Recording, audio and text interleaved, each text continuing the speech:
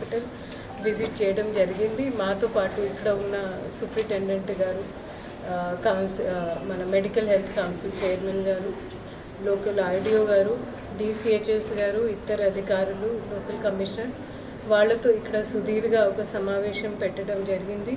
కొన్ని చిన్న చిన్న అంటే భౌతిక వస్తువులు, అదేవిధంగా మౌలిక సదుపాయాలలో ఉన్న కొన్ని చిన్న చిన్న లోపాలు మా దృష్టికి డాక్టర్స్, తర్వాత అడ్మినిస్ట్రేటివ్ స్టాఫ్ తీసుకొని వచ్చారు. సో మేము మన హాస్పిటల్ దగ్గర ఉన్న నిధుల నుంచి వాటిని ఈరోజు కలెక్టర్ ఆధ్వర్యంలో వాటిని శాంక్షన్ చేయడం జరిగింది. అదేవిధంగా మనకి బోధనలో నెలకి దాదాపు ఒక 100 to 200 డెలివరీస్ జరుగుతూ ఉన్నాయి. అంటే మన ఉమ్మడి జిల్లాలు చూస్తే బాన్సువాడ, అదేవిధంగా సరిహద్ ప్రాంతాల నుంచి కూడా చాలామంది గర్భిణీ ప్రసవంలో ఉన్న వాళ్ళు వస్తున్నారు. సో దాన్ని కూడా దృష్టిలో పెట్టుకొని మన రాష్ట్ర ప్రభుత్వం వారి ఉద్దేశాలు, వాళ్ళ ప్రాధాన్యత మేరకు ఇక్కడ ఒక బర్త్ వెయిటింగ్ రూమ్ కూడా మేము ఏర్పాటు చేయబోతున్నాము. మనకి స్థానిక ఎమ్మెల్యే మరియు రాష్ట్ర ప్రభుత్వం ప్రముఖ సలహాదారు శ్రీ సుదర్శన్ రెడ్డి గారు కూడా అప్పుడు ఇక్కడ సందర్శిస్తూ ఉన్నారు.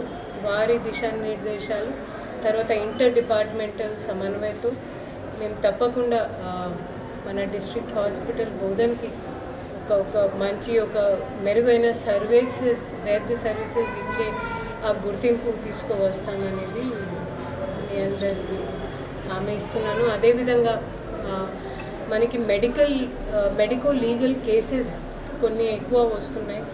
గత జూన్ నెలలో 23, మేలో 26, ఇన్ఫ్యాక్ట్ జనవరిలో 46 మెడికో లీగల్ కేసెస్, అంటే ఎక్కడైతే మెడికల్ ప్లస్ మన పోలీస్ తరఫున సమన్వయ అవసరం పడుతున్న కేసెస్ ఉన్నాయి.